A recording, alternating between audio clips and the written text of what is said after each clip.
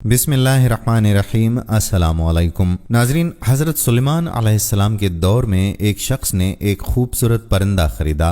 وہ جب چہچہاتا تو نہایت دل فریب اور خوش مزاج آواز سے وہ شخص بہت مسرور ہوتا، گویا اس پرندے کی آواز بہت ہی سریلی اور بہت ہی پیاری تھی۔ ایک دن اچانک اس پنجرے کے پاس اسی کے جیسا ایک اور پرندہ آیا اور اپنی زبان میں کچھ باتیں کی اور چلا گیا۔ پنجرے میں موجود پرندہ بالکل خاموش ہو گیا، گویا ایسا ہو گیا جیسے وہ گونگا پرندہ ہے۔ اس کے مالک نے 2-3 دن انتظار کیا مگر پرندہ بالکل خاموش۔ وہ شخص حضرت سلیمان علیہ السلام کی خدمت میں حاضر ہوا اور اس پرندے کو پنجرے سمیت لایا اور شکایت کی کہ یہ بہت مہنگا پرندہ خریدا تھا، اس کی آواز مجھے مسرور کرتی تھی مگر اب نہ جانے کیا ہوا کہ بولتا ہی نہیں۔ حضرت سلیمان علیہ السلام جو اللہ کے نبی ہیں، جو جانور، چرند، پرند سب کی بولیاں جانتے تھے، آپ علیہ السلام نے اس پرندے سے پوچھا کہ کیا وجہ ہے جو تم خاموش ہو گئے ہو؟ وہ پرندہ عرض گزار ہوا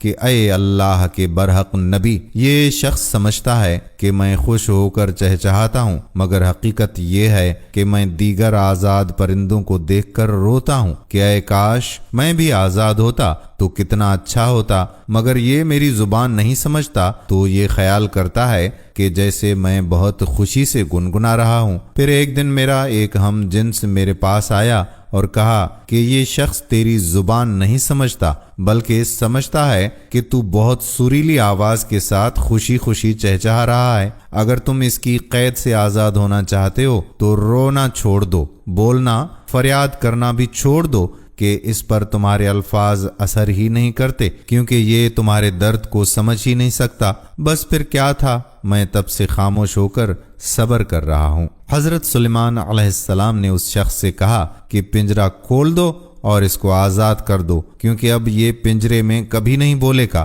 اس شخص نے کہا کہ اگر اب یہ خاموشی رہا تو بلا وجہ اس کو رکھ کر میں کیا کروں گا؟ لہٰذا اس نے حضرت سلیمان علیہ السلام کے حکم کی اتباع کرتے ہوئے پنجرہ کھول دیا۔ وہ پرندہ فوراً اڑ کر درخت کی شاخ پر بیٹھا اور اس شخص کو دیکھ کر کچھ چہچہا کر اڑ گیا۔ اس شخص نے حضرت سلیمان علیہ السلام سے عرض کی کہ یہ کیا کہہ کر گیا ہے؟ تو آپ علیہ السلام نے فرمایا کہ اس نے کہا کہ اگر تو بھی اپنے غموں اور مصائب سے آزاد ہونا چاہتا ہے تو خاموش ہو جا اور صبر کر، کسی سے کچھ شکایت نہ کر تو تجھے بھی ایک دن سارے غموں سے نجات مل جائے گی جو تو لوگوں کو سناتا رہتا ہے مگر وہ بے احساس لوگ تیری زبان جانتے ہوئے بھی تیری بات نہیں سنتے۔ لہٰذا دوستو، اس لیے ہمیں بھی خاموشی اختیار کرنی چاہیے اور اپنے غم اور اپنی پریشانیاں لوگوں کے ساتھ بیٹھ کر شیئر نہ کریں اور رونا نہ روئیں۔ اللہ سے دعا ہے کہ اللہ تعالی ہمیں صبر و استقامت والی زندگی عطا فرمائے، آمین۔